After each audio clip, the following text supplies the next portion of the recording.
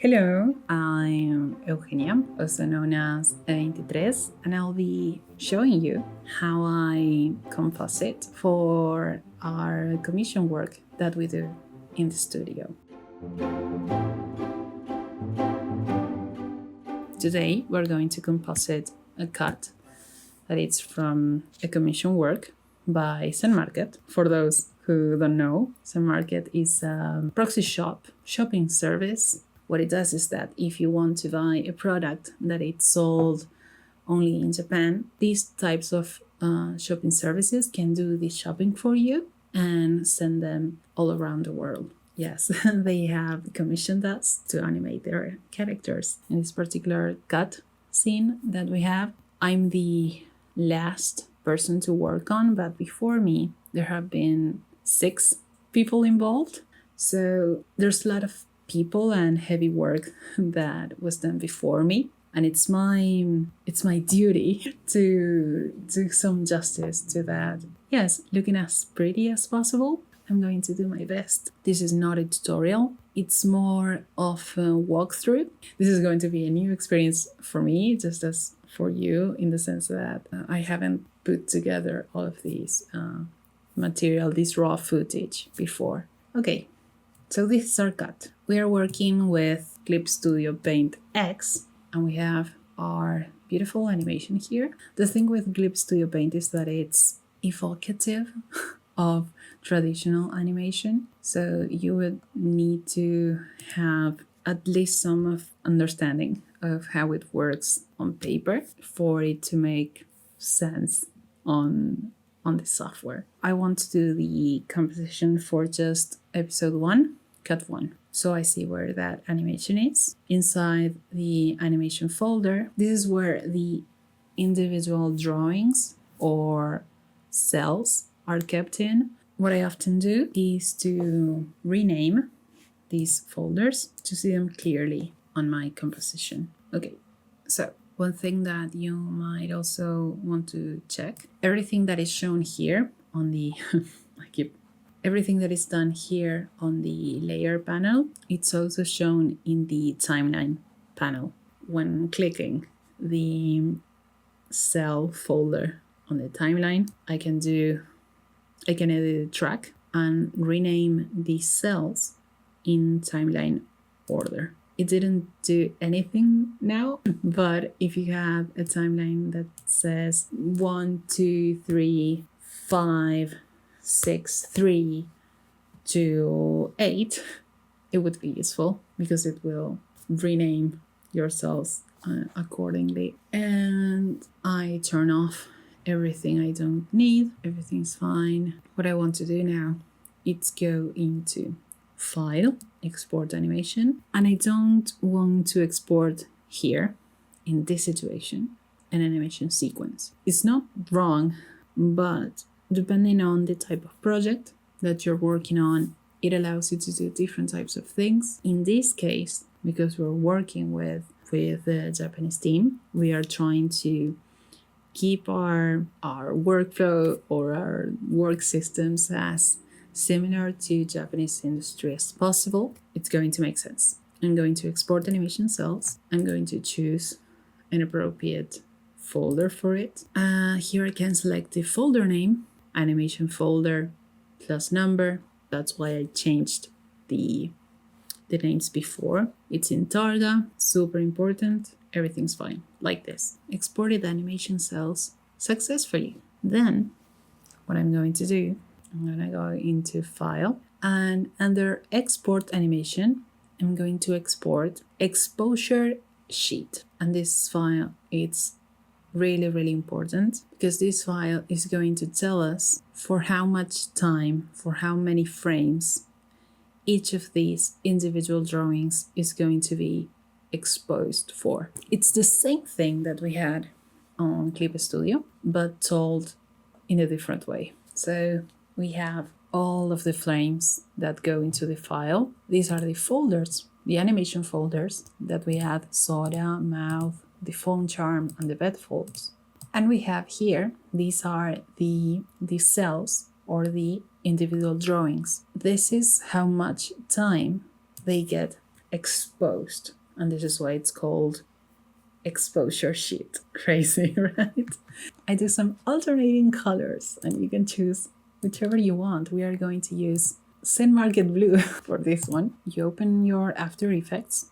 What we are going to do here is importing all of our files. And one thing that it's super important, from time to time, After Effects doesn't remember the default frame rate that you apply to it. You can change this by clicking Interpret Footage, Main. There you go with Assume this frame rate and change it to 24. See how it changed. Now you can right click again, Interpret Footage, and click Remember Interpretation and have all of the other ones get their interpretation applied. And now they are 24 frames per second as well. What else? I'm going to import my character reference sheet because I will be working on color, and I will import my background. This is super important when importing PSD, is that you don't want to import them as footage, but as composition and retain layer sizes. Otherwise, you will get a flat image or a bunch of images. Everything is going to be awful and you might cry. And just select this one, import it, and have them editable.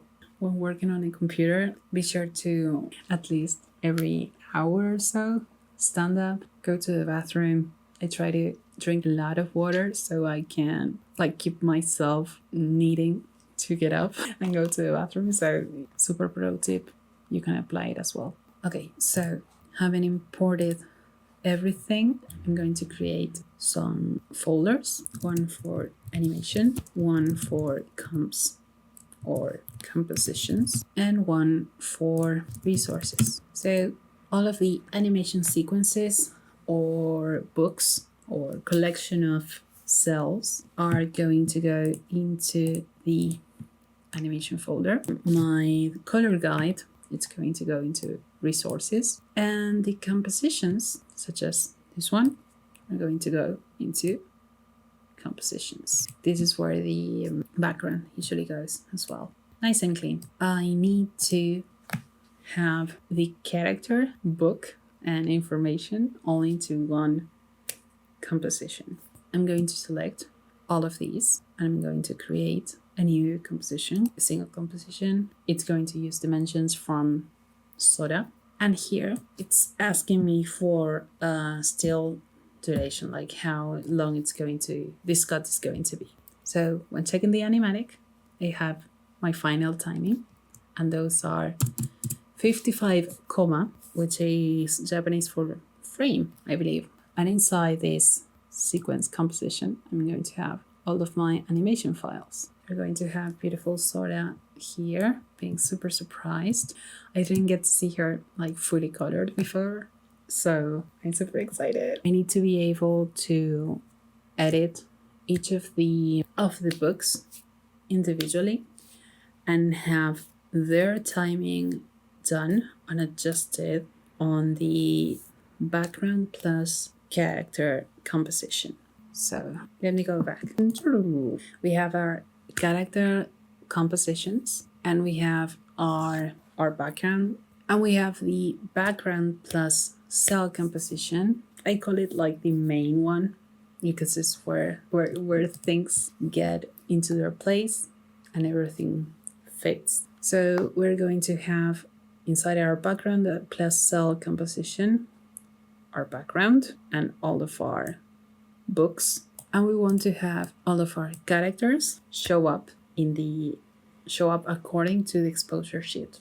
Sorry, today the mind is not minding. Let's do this.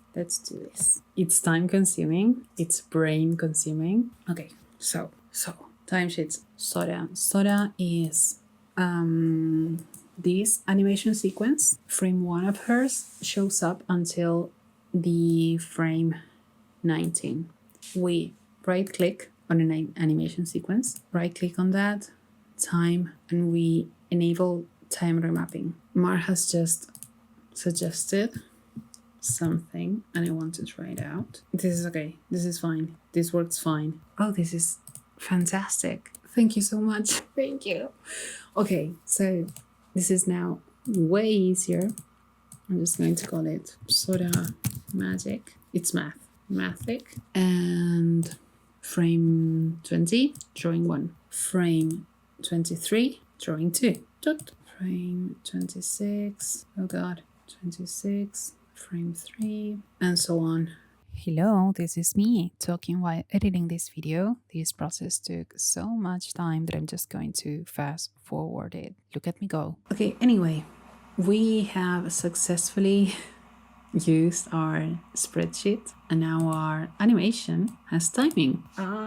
It looks super nice and I'm super happy. What I initially wanted to do was like this. These are aliased lines. These really hard edge lines are what it's the important reason why we export target files and not images, is because these ones allow us to isolate, like to better isolate the colors and do as much fancifying process, as much effect as we want, and mask everything and change colors and so on. But the thing is, we don't want it to look that way on the final render. So on top of each of the character compositions, we create a new adjustment layer, and we're going to use OLM Smoother. This one is going to be featured on the video description. Smoother is going to do is that it's going to smooth out the lines. So we have our character and we have our resource. Here we see all things Soda. Like she's beauty, she's grace.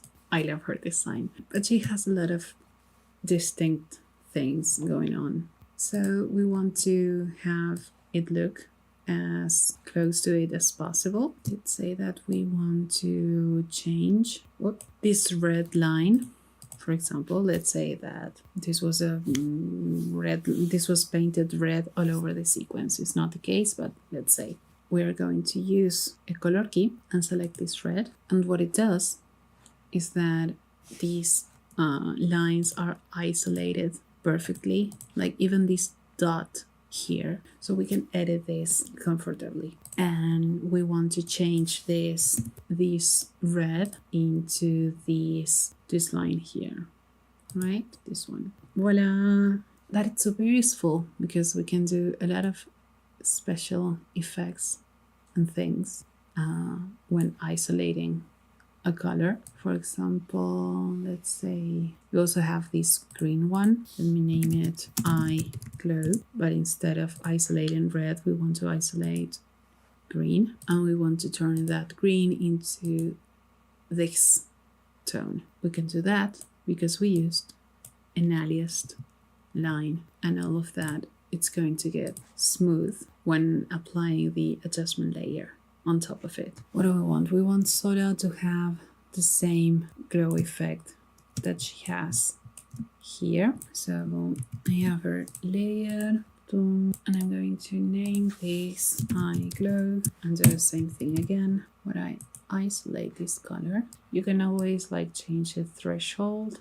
Yes, there, glow effect. And I just want this to work on the glow of these tones, just these tones. I want it to look as close to this as possible. Let's minimize the radius. That's nice and glowy. And what I also want to do is to add a gradient to the eyes. So I do this Soda blue fill, color key, I select this blue, color keep 0.1 for color gradient. I could use this one, but I want 0.1, 2, 3, actually no, gradient ramp there, that's more like it. And darkest blue, lightest blue, so without effects and with effect. Anyways, it's been almost 2 hours and I've been here live streaming. I don't know, I could do a part 2. It's been fun.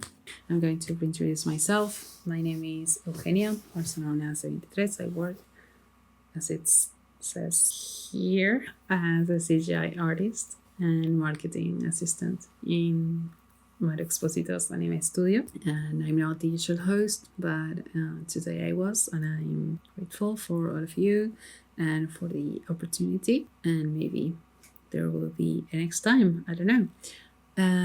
Thank you for being around. You can subscribe to the channel if you want to get a notification when the next live stream comes up. You can subscribe to our newsletter, join our Discord, become a Patreon, and many ways to interact. But just being around, commenting, and participating is more than enough for us, and we are thankful for having you around.